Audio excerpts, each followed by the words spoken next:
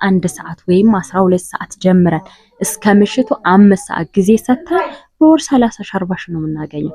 ፖፖ ላይ ግን ብትበረቱ ልክ መዳም ቤት ሂደን እንደምንደክመው ሁሉ ፖፖ ላይ አውርደን ከደከምን 2 ዓመት አይደለም 6 ወር በቂ ነው። ቤትም መኪና እንገዛለን። ማርያምን ነው የምላችሁ፣ እንዳትሸወዱ። ግንሳ አብራችሁ ከጓደኞቻችሁ ጋር ከቤተሰብ ጋር ተጋግዛችሁ ሊንክ እየተላላካችሁ በቀን 1 ሰዓት ላይ እየገባችሁ ልታሳድጉት ይገባል። ልክ መዳም ቤት ገብተን ምንም ደከመን ሰለቸን ሳንል እንቅልፌ ሰላም ውድና የተከበራችሁ የዩቲዩብ ቤተሰቦቼ እንዴት ናችሁ?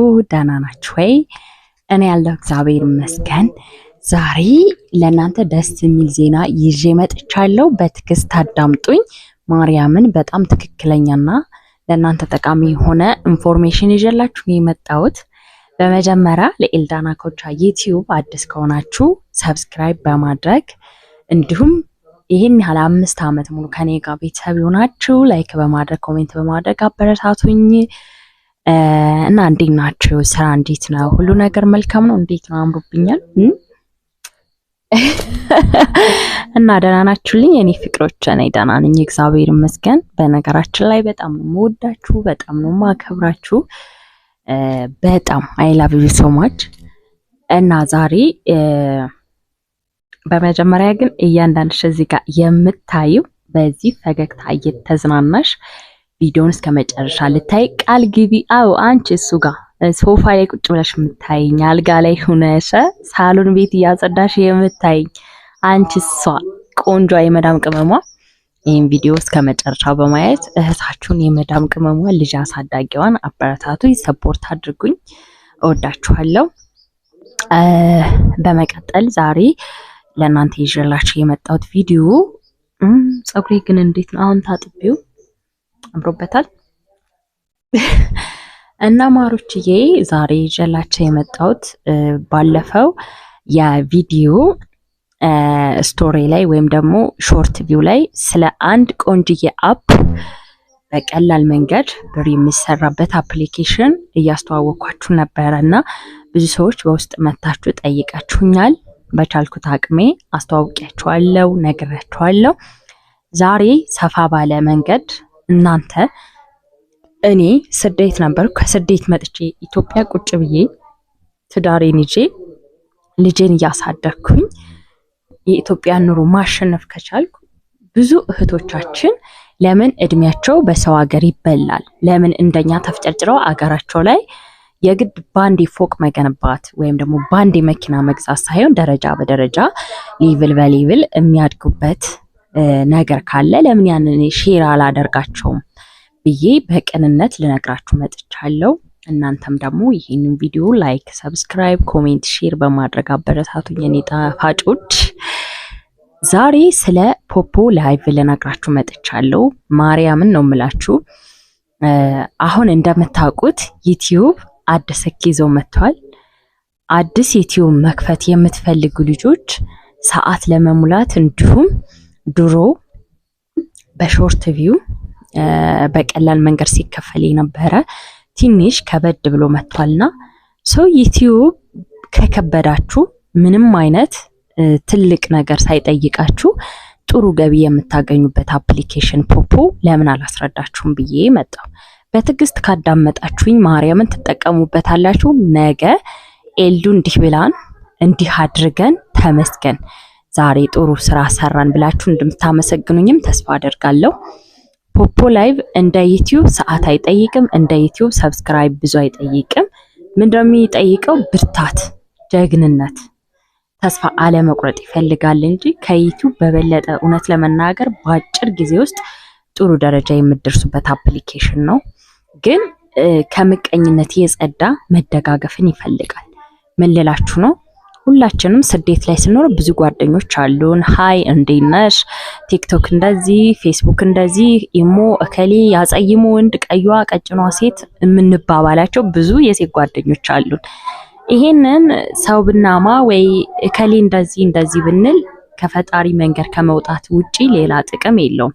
ግን እናንተ ጓደኛሞች ለምሳሌ እኔ ጋር መታችሁ ኤልዱ ፖፖ መስራት እንፈልጋለን ብትሉኝ ለአንድ ሰው ሊንክ ብልክ ያንን ሊንክ ተጭናችሁ ከገባችሁ ከዛ እናንተ ለ7 ቀን የሚሰጣችሁ ስራ አለ።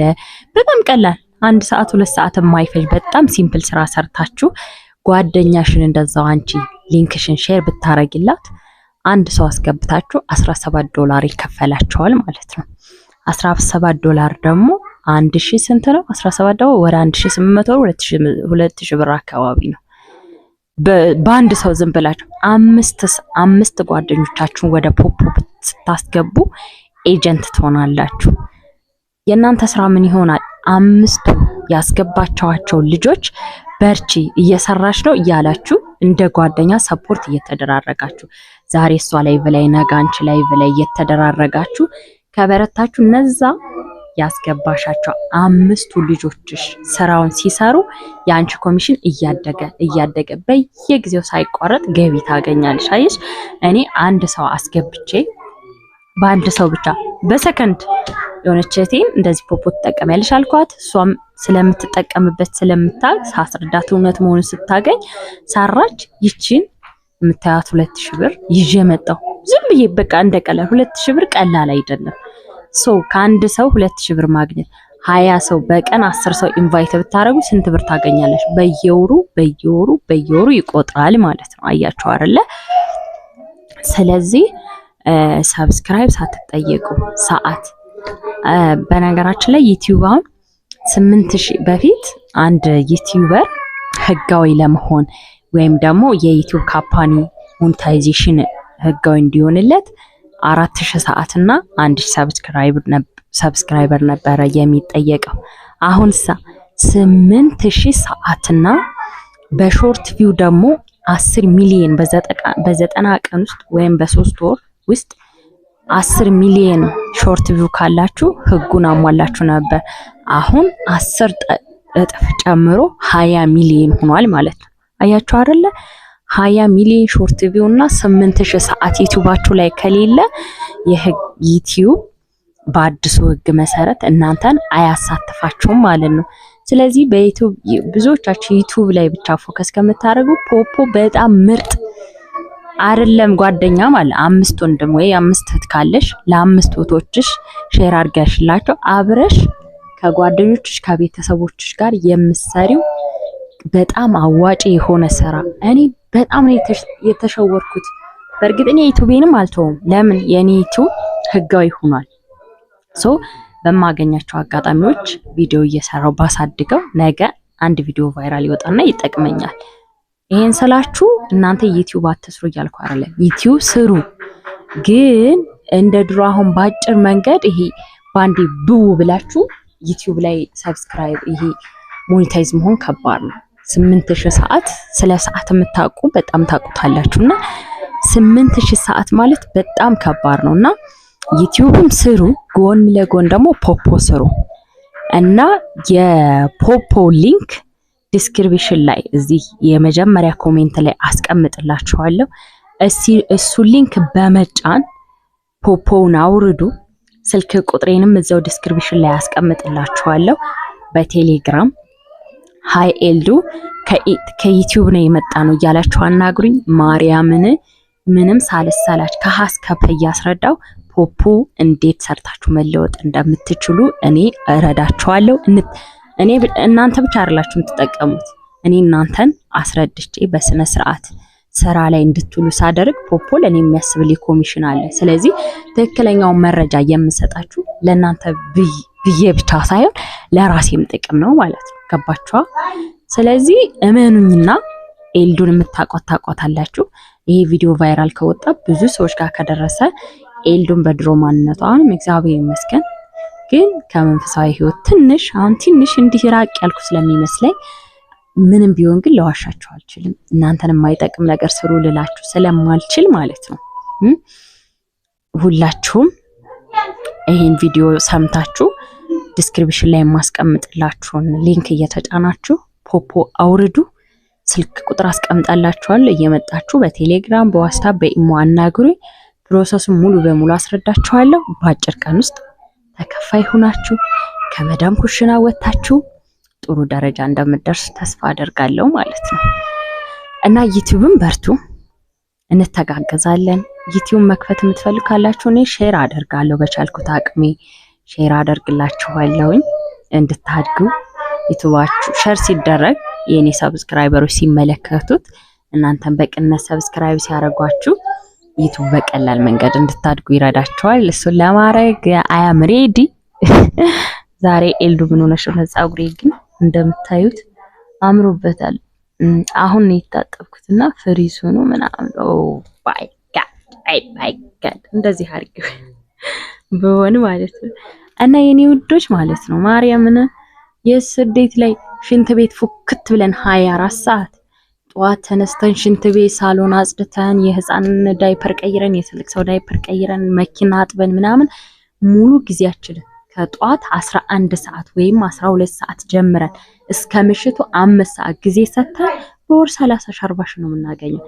ፖፖ ላይ ግን ብትበረቱ ልክ መዳም ቤት ሂደን እንደምንደክመው ሁሉ ፖፖ ላይ ብን አውርደን ከደከምን 2 አመት አይደለም 6 ወር በቂ ነው። ቤትም መኪና መንገዛል። ማርያምን ነው የምላችሁ እንዳትሸወዱ። ግንሳ አብራችሁ ከጓደኞቻችሁ ጋር ከቤተሰብ ጋር ተጋግዛችሁ ሊንክ እየተላላካችሁ በቀን 1 ሰዓት ላይ እየገባችሁ ልታሳድጉት ይገባል። ልክ መዳም ቤት ገብተን ምንም ደከመን ሰለቸን ሳንል እንቅልፌ መጣ ሳንል ይሄን አልሰራም ሳንል ብርትት ብለን መዳም ኩሽና እንደምንሰራው ሁሉ ፖፖንም ሆነ ዩቲዩብንም ሆነ ብርት ብለን ከሰራ በአጭር ጊዜ ውስጥ እንለወጣለን። ምንም አይነት ጥያቄ ከጠየቃችሁን እኔ እመልስላችኋለሁ።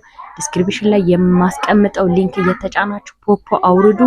ስልክ ቁጥሬንም እንደዛ አስቀምጥላችኋለሁ። በኢሞ መታችሁ ወይም በቴሌግራም በዋትስአፕ አናግሩኝ። በፖፖ ትልቅ ስራ ትሰራላችሁ፣ ትለወጣላችሁ። ማርያምን እሺ እመኑኝ፣ እግዚአብሔር ምስክሬ ነው። ፖፖ በጣም አዋጭ ስራ ነው። እኔ ፕሮሞሽንም አይደለም ወይም ሌላ ነገር አይደለም። ዲስክሪፕሽን ተጭናችሁ ሊንኩን አውርዱ ከፕሌይ ስቶር። በተረፈ ወዳችኋለሁ። ይሄን ቪዲዮ ቫይራል አውጡልኝ። አይ ላቭ ዩ ሶ ማች። አብረን እንደግ፣ አብረን እንለወጥ። እሺ እኔ ማሮች